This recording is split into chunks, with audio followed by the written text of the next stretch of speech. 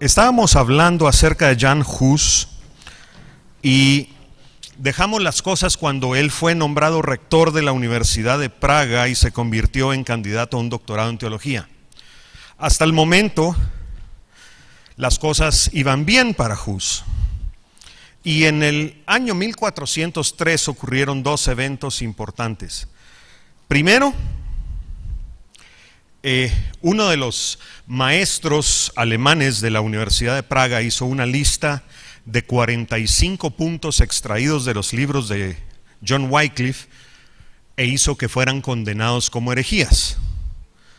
Y eso polarizó a los maestros de la universidad entre los que seguían a Wycliffe y los que estaban en contra. Jan Hus no estaba totalmente convencido de algunos de los puntos de Wycliffe, pero se puso del lado de lo que después se llamó el partido evangélico en la universidad y en la ciudad. Una de las cosas que más ofendió a la iglesia de ese tiempo es que Wycliffe había declarado que las escrituras eran la única fuente de la doctrina cristiana. Y eso no les gustó. El segundo hecho fue que Jan Hus se convirtió en el consejero de Zbigniew Zatis, el nuevo arzobispo de Praga. Y eso le dio mucho peso a su persona. Él era un reformador y al mismo tiempo era el consejero personal del arzobispo. Tristemente, en los siguientes 5 años de que Zbigniew fue nombrado arzobispo, su opinión acerca del partido evangélico fue cambiando hasta que en 1407 lo convencieron a que 2 de los colaboradores más cercanos de Hus fueran acusados de herejes y que fueran citados por la curia romana para ser juzgados, condenados y quemados. Porque el que era acusado de hereje, generalmente, a menos que se retractara de lo que decía, no iba a ser encontrado inocente. Y entonces las cosas se fueron complicando.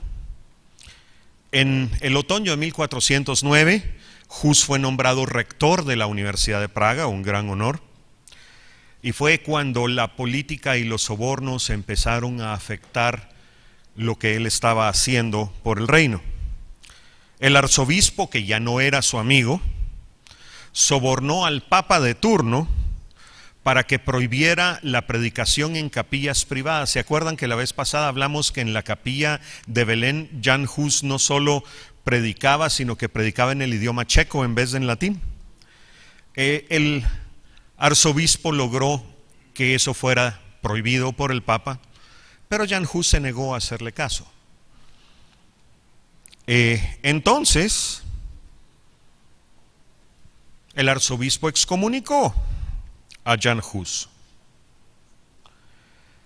Y en el año 1412 se volvió a tomar el caso del juicio por herejía de Hus, debido a que Hus se opuso a la venta de indulgencias en Bohemia, un siglo antes de que Lutero se opusiera a la venta de indulgencias en Alemania.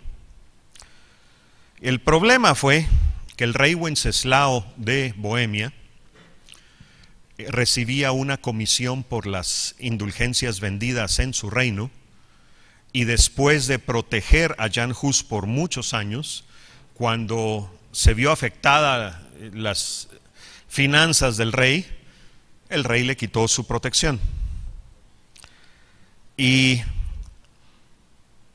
fue declarado bajo excomunión y bajo censura eclesiástica toda ciudad en la que él viviera, lo que quería decir que no se podía predicar en esa ciudad, no se podían dar sacramentos, cesaban todas las actividades de la iglesia, hasta los matrimonios. Hus, para que la ciudad no sufriera las consecuencias de la censura, se fue de la ciudad y se fue a refugiar a los castillos de sus amigos en el sur de Bohemia, iba de uno a otro para que no fuera demasiado el peso de la censura de la iglesia en cada uno. Y durante los siguientes 2 años se dedicó a escribir. Y lo que queda de la obra de Jan Hus hoy es una serie de escritos acerca de la iglesia. Uno de los más famosos se llama Una exposición de la fe, de los 10 mandamientos y de la oración del Señor. Y los idiomas eslavos, el checo incluido, son difíciles de escribir y no son fáciles de pronunciar, al menos no para nosotros. Y él ideó una nueva ortografía para escribir sus libros que todavía se usa en checo hasta el día de hoy.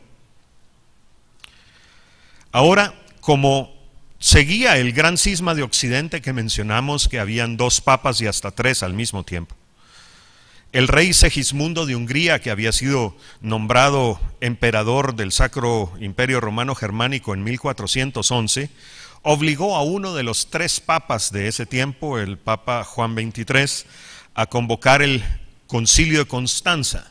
Su intención principal no era juzgar a Hus, sino era que de 3 papas saliera uno.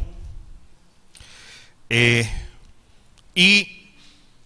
invitaron, entre comillas y subrayado, a Hus a presentar sus ideas acerca de la fe. Hus no quería ir, pero Juan XXIII amenazó al rey Wenceslao de Bohemia que iba a poner bajo censura a todo el reino. Entonces Hus no tuvo más remedio por el bien de su país que asistir. Poco después de llegar a la ciudad de Constanza, lo arrestaron. A pesar de que ya le habían entregado un salvoconducto, lo arrestaron. Sus enemigos lograron que fuera juzgado como hereje, como seguidor de Wycliffe, y eso en ese tiempo era un insulto. Ahora nosotros lo consideraríamos un gran honor. Ahora, los nobles bohemios, los que lo habían estado hospedando en sus castillos, lo trataron de defender, y lo único que lograron fue que se le escuchara en público 3 veces, que 3 de las sesiones del juicio fueran públicas. Y en esas sesiones él refutó exitosamente buena parte de los cargos contra él, con excepción de aquellos que eran puntos de fe. En el último momento, antes de que fuera juzgado, el mariscal del imperio, o sea, el jefe de todos los ejércitos imperiales de Alemania, en presencia de uno de los electores, le suplicó a Hus que por favor se retractara, porque si no lo iban a matar. Era una persona que se había dado a querer con la gente, porque lo que él buscaba era la verdad, no era el poder. Y Hus se negó diciendo: Dios es mi testigo que nunca prediqué las cosas de las que me acusan. Ahora, estoy dispuesto a morir hoy por la misma verdad del Evangelio que he escrito, enseñado y predicado, apoyándome en los dichos y posiciones de los doctores de la fe de la historia de la iglesia. Le permitieron escribir una carta de despedida a sus amigos. Y uno de los párrafos dice: esto me llena de placer, que hayan tenido que leer mis libros donde se manifiesta su maldad. También sé que han leído mis libros con más interés que las Sagradas Escrituras, porque querían encontrar en ellos sus falsas doctrinas. Se negó a retractarse, fue condenado por hereje y fue quemado en la hoguera el 6 de julio de 1415. La reacción del reino de Bohemia no se hizo esperar. El pueblo bohemio en masa se alejó de las enseñanzas papales, y el Papa declaró una cruzada contra el reino de Bohemia el 1 de mayo de 1420. Los rebeldes, entre comillas, se llamaron así husitas, y se defendieron no solo de esa cruzada, sino de 4 más. Y fueron 14 años de guerra defendiendo las ideas que ellos creían eran importantes para la fe. Para terminar, quiero citar a 2 personas y a un libro, todos del siglo XX-XXI. La primera de estas personas dijo: siento el deber de expresar mi profunda pena por la cruel muerte infligida a Jan Hus y por la consiguiente herida, fuente de conflictos y divisiones que se abrió de este modo en la mente y el corazón del pueblo bohemio. Juan Pablo II, 1999. La segunda persona dijo lo siguiente: a la luz de esta consideración, lo dicho por Juan Pablo II, es necesario continuar el estudio sobre la persona y la obra de Jan Hus, que ha sido durante mucho tiempo un tema de controversia entre los cristianos, pero hoy se está convirtiendo en un motivo para el diálogo. Esta investigación, llevada a cabo sin condicionamientos ideológicos, brindará un importante servicio a la verdad, a todos los cristianos y a la sociedad, incluso más allá de las fronteras de su nación. Francisco, al cumplirse 600 años de la muerte de Hus. Y finalmente, quiero citar el volumen 3 de la historia de la Iglesia Católica, el título Las grandes herejías revolucionarias, escrito por Bernardino Llorca y Francisco García Villoslada, editado en Madrid en 1967, donde dice: antes de ser quemado, y por eso es que usé una fuente católica, Hus dijo las siguientes palabras: vas a asar un ganso. Hus quiere decir ganso en checo.